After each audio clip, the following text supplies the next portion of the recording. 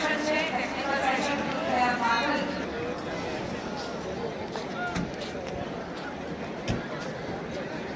સમગ્ર ગુજરાતના વિવિધ જિલ્લાઓમાંથી આપ સૌ અહીંયા પધાર્યા છો ત્યારે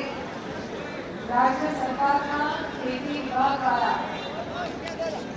આપના માટે